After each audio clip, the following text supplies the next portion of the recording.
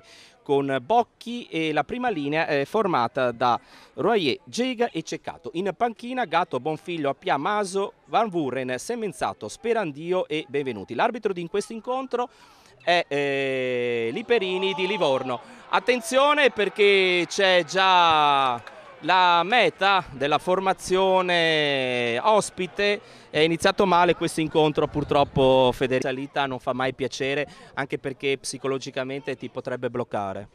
Ma senz'altro è chiaro che il Mogliano voleva muovere la formazione ospite.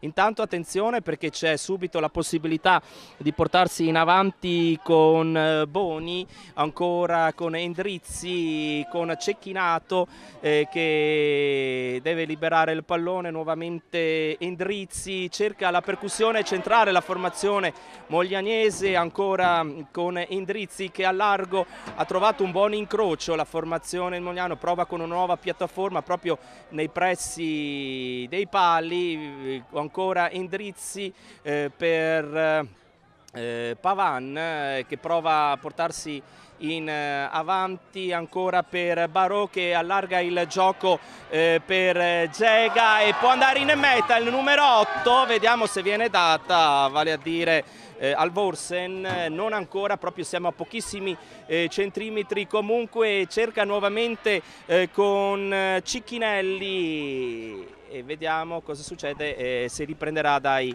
5 metri dal partita vantaggio. Entusiasmante il Mogliano, assolutamente da non sbagliare questo calcio, e centra i pali, quindi dopo 5 minuti di gioco all'introduzione da parte di Marcello Violi, che ora sta attendendo l'uscita dall'ovale.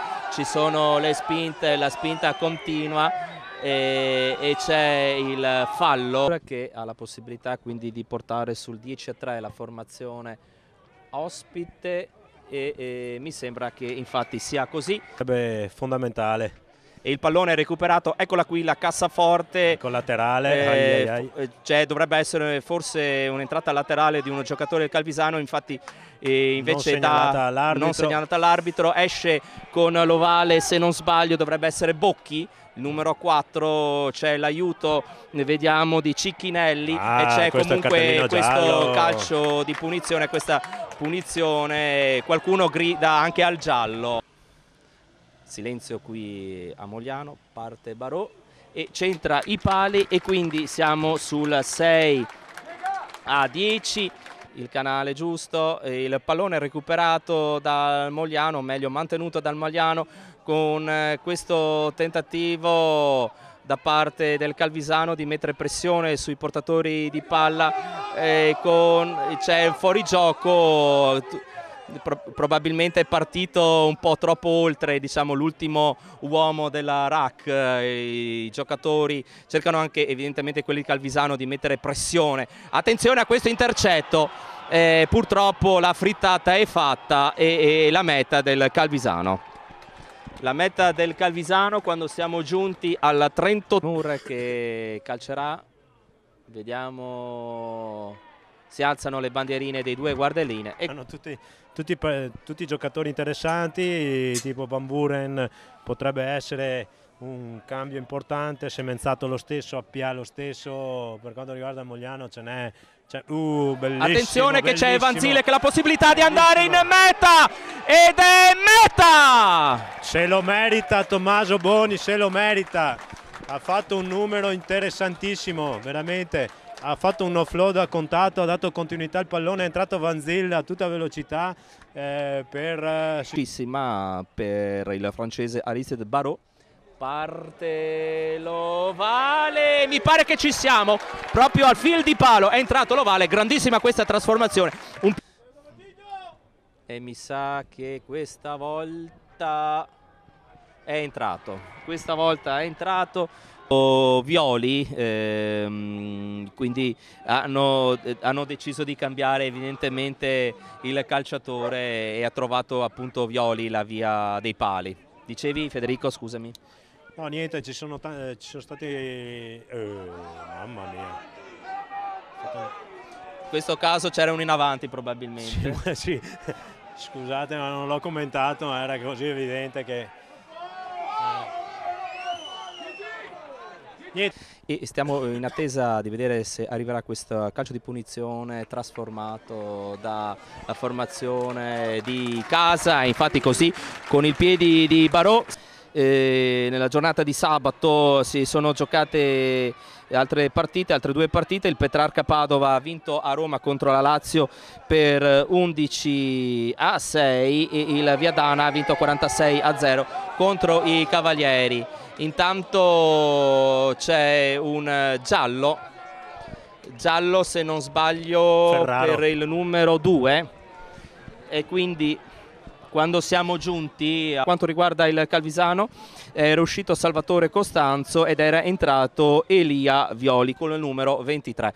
La touche ancora per il Mogliano, questa volta viene mantenuta, prova nuovamente questo carrettino, la formazione cade a terra. C'è questa rack per la formazione, attenzione agli intercetti, mamma mia, si gioca veramente al limite ancora con Vanzil che dà per dovrebbe essere, se non vado errato, Onori, con il pallone che rimane ancora per il nuovo entrato proprio Bonfiglio, che con le forze fresche che ha dovrebbe un po' rompere la difesa, di trovare qualche break per quanto riguarda Barò.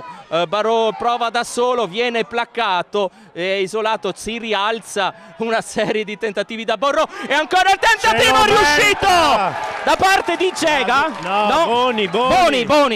Boni, avevamo visto un 2. Ci aggiungiamo l'uno davanti e arriva Tommaso Boni. Una sorpresa. Tommaso Boni. Però abbiamo visto come il Calvisano sia scomparso dal campo, il Mogliano con il ritmo sta tornando in partita alla grandissima. Bravo. Borò. E centra i pali, si alzano le bandierine e allora adesso siamo sul 23-20. Federico. Sì, bisogna avere pazienza, non fare falli, rimanere lì, tanto bisogna difendere con ordine, non prendere calci di punizione, ma il Mogliano lo sta facendo. Ancora questo tentativo, questa nuova fase da parte del Calvisano all'interno dei 22 metri del Mogliano, che però non lascia molto terreno, molto avanzamento. Attenzione che cerca al largo, scivola il giocatore del Calvisano, forse isolato, viene dato aiuto ai propri compagni ancora con questo. E c'è un in avanti da parte di Dieger e quindi c'è Vanzil che viene messo a terra. C'era però il vantaggio a favore del Mogliano, che mette il pallone fuori ed arriva la vittoria. Grandissima prestazione da parte del Mogliano, davvero non possiamo dar altro che un voto di 10 e lode alla formazione trevigiana. Battere il Rovigo e il Calvisano, certo. Insomma, adesso ci sarà la prova del 9 a Roma e vedremo lì, perché chiaramente una grande squadra quando inizia a vincere non deve aver più paura di andare anche a vincere in casa di formazioni avversarie. Chiaramente in questo girone d'andata Mogliano sta sfruttando appieno il fattore casalingo, ma è importante dare un segnale a questo campionato, insomma. Ma guarda, io ho visto la partita del Viadana e devo dirti che i ragazzi stanno crescendo e soprattutto la mischia oggi mi è piaciuta, a parte le fasi statiche, le mischie chiuse. Si sono dati da fare e hanno voglia di giocare a rugby, hanno voglia di giocare col pallone in mano, di andare a difendere per l'avanzamento. Dunque bravi Mogliano, buona crescita, e è una squadra da tenere veramente sotto osservazione perché si merita il posto che ha in classifica. E allora, dopo aver passato in maniera esaltante un Natale, il Mogliano passerà in maniera esaltante una Befana, quindi niente carbone per il Mogliano, un po' di carbone per il Calvisano e ovviamente i giocatori del Mogliano vanno a festeggiare sotto la tribuna